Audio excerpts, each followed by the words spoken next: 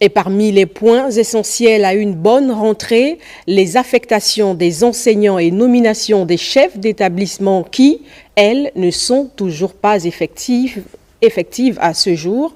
Comment les concernés appréhendent-ils cette situation? Tentative de réponse avec Jerry Mbougou, Bivigou, Jean de Dieu Mamboundou et Rodolphe Eyelemvi. Commencer l'année scolaire 2024-2025 dans l'incertitude. Serais-je muté dans un autre établissement, dans une autre ville, dans une autre province, changeant ainsi de bassin pédagogique? Serais-je promu? Serais-je rétrogradé? Et si l'on peut se féliciter qu'il y a longtemps, bien longtemps, qu'une rentrée administrative ait commencé aussitôt, certaines habitudes semblent avoir la peau dure, car d'aucuns auraient souhaité que les différents mouvements à l'éducation nationale se fassent bien avant cette rentrée administrative. La peur au ventre, les chefs d'établissement et enseignants procèdent aux inscriptions, réinscriptions, nettoyage, mise en place des emplois du temps, répartition d'enseignants et des salles, sans avoir la garantie d'être maintenus dans leur ancienne position. Du fait d'avoir la même ministre à ce département, pouvait laisser penser que cette situation n'arriverait plus. Seul espoir, le dynamisme impulsé à l'éducation nationale devrait corriger cette anomalie qui a créé moult remous par le passé. Et si du côté des familles, il ne reste plus que quelques jours pour préparer les fournitures scolaires, il se pose tout de même un problème majeur, celui des capacités d'accueil, et cela nous emmène à nous intéresser au niveau de progression des travaux de réhabilitation et d'extension des établissements d'enseignement primaire et secondaire lancés par l'État. À quelques heures seulement de la reprise des cours, nos reporters Cabrel, Guilain, Les Mamies et Pierre Claver, et là, nous expliquent. La réussite d'un élève passe par l'amélioration de son cadre d'apprentissage. Cela, les autorités du pays l'ont bien compris. En témoigne le lancement de plusieurs travaux de réhabilitation et d'extension des établissements primaires et secondaires dans le Grand Libreville et même à l'intérieur du pays. Avec l'arrivée du comité de transition pour la restauration des institutions, le pied a été mis sur l'accélérateur pour accroître les capacités d'accueil dans les lycées et collèges. Nous avons été contactés. Une entreprise est même venue déjà faire le devis. Nous attendons simplement le retour. Une politique mise en exergue d'ailleurs dans les établissements d'utilité publique. Cependant, au moment où la rentrée administrative est effective, la question de livraison des dits travaux se pose. Comme vous le constatez, nous sommes en plein chantier. Dans 2 semaines, les salles là seront opérationnelles. La rentrée sera progressive. Des réactions positives qui démontrent à cet effet que les apprenants pourront suivre les cours cette année dans des meilleures conditions. En outre, il y a lieu de souligner que bon nombre de structures scolaires tardent encore à être dotées des équipements et plateaux sportifs modernes. Les autorités sont informées de ce qui se passe au niveau du lycée Georges Mabinette, beaucoup plus concernant l'aire de jeu. Vous voyez que tel que ces faits-là, c'est des risques qu'on prend quand les élèves jouent au football. Vous voyez, juste à côté, c'est quand même dangereux. Donc je crois que les autorités regardent ça. Ça fait partie des priorités. Je ne sais pas quand est-ce quelque chose va être fait, mais je suis persuadé qu'il y a un regard dans ce sens. Longtemps attendu, ces travaux de réhabilitation et d'extension demeurent l'une des solutions pour faire face à la problématique des effectifs pléthoriques. Et entre les inscriptions et les réinscriptions, l'administration était donc active ce matin dans une ambiance détendue au lycée Jean-Hilaire au BAM de Nzengayong par exemple, où nos reporters ont surpris le proviseur en pleine séance de travail. Cabrel, Guilain, Les Mamies et Pierre Claver est là. L'établissement des emplois du temps, la répartition des salles de classe, voici entre autres ce qui s'est fait en période de rentrée administrative. À titre d'exemple, le lycée Jean-Hilaire au BAM de Nzengayong où le chef de l'établissement a réuni les enseignants et le corps administratif pour faire le bilan des activités menées durant l'année scolaire précédente et les perspectives pour l'année académique à venir. Pour aujourd'hui, il était question déjà de faire le bilan de l'année scolaire 2023-2024. Voir ce qui a marché, ce qui n'a pas marché, et bien sûr faire la programmation de la rentrée scolaire 2024-2025 sur le plan pédagogique, donc l'organisation pédagogique et l'organisation de la vie scolaire. Là, vous nous avez trouvé en train de prendre des avis des uns des autres sur comment on a fonctionné l'année dernière et comment lancer bien sûr l'année scolaire 2024-2025.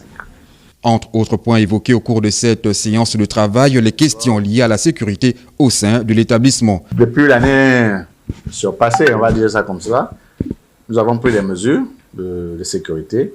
Nous avons doté des agents de sécurité envoyés par le ministère. Ils sont dotés en talkie-walkie, en matériel de détection des métaux.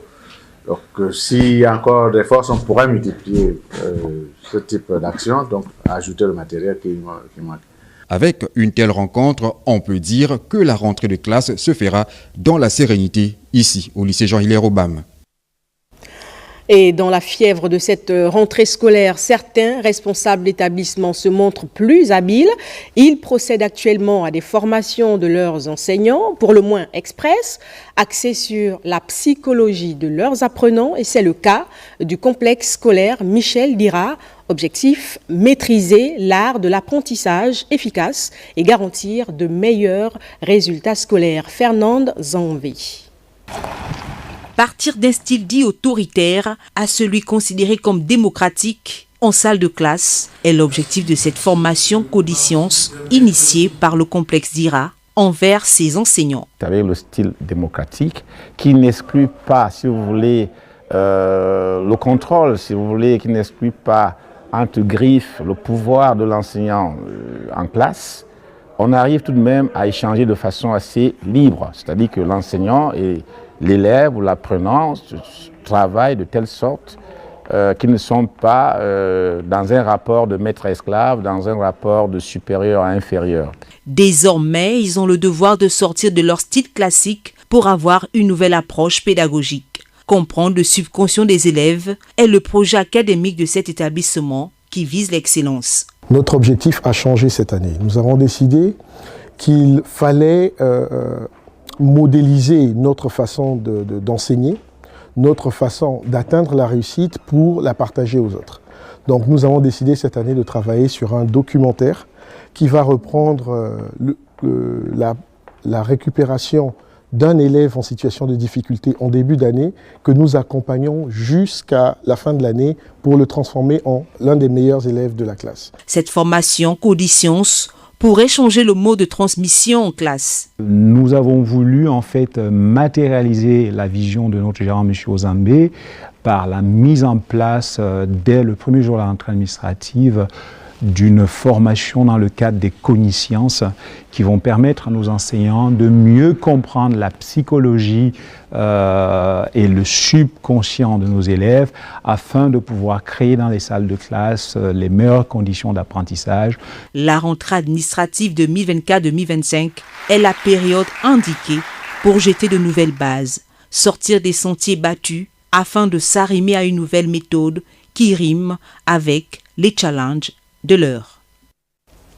Et il faut le dire, ce sont des éléments sur lesquels le ministre de l'Éducation nationale et les leaders syndicaux ont échangé tôt ce matin autour d'une table. Suivez les explications de Nathalie Oké et Médaringeng. Autour de la table, tous les représentants des syndicats du secteur éducation. Sur invitation de la patronne de ce département ministériel, plusieurs préoccupations taraudent les partenaires sociaux, notamment tous les concours liés à la rentrée administrative et des classes, au regard du non-respect des points contenus dans leur cahier de charges. Et vous savez qu'il y en a qui sont attachés à des questions d'avancement, de titularisation, qui sont là des problèmes qui malheureusement sont bloqués. Le moment viendra où nous serons amenés à devoir rendre compte à nos instances respectives et aux enseignants. Le ton, la manière, l'humilité avec laquelle se déroulent ces échanges réussissent à apaiser l'élan des leaders syndicaux. Nous avons fait le point avec ces leaders syndicaux, pour constater déjà que la rentrée administrative a bien eu lieu ce matin et que la rentrée des classes est bien fixée au 2 septembre 2024. En ce qui concerne les affectations, les mutations de personnel, il y a un chronogramme à respecter. nous avons organisé un concours interne. Ce concours interne va être proclamé et à l'issue de cette proclamation, nous saurons déjà ceux qui ont été admis au concours pour procéder au remplacement de ces derniers. Pour la première fois dans l'histoire du Gabon, les élèves des lycées techniques et des centres de formation professionnelle vont être des acteurs clés dans la production du mobilier scolaire. Instruction a été donnée au niveau des centres de formation professionnelle et des lycées techniques de pouvoir nous-mêmes fabriquer nos tables bancs. Il faut créer des cercles vertueux. Au niveau de l'éducation nationale, nous devons acheter de la main-d'œuvre pour permettre à nos enfants d'avoir des prototypes de tables bancs qui répondent aux normes. D'autres rencontres avec les partenaires sociaux sont prévues. Quant à la reprise des cours sur l'étendue du territoire national, la date reste inchangée. Et voilà ce que nous pouvions dire ce soir sur cette actualité. Et pour la suite,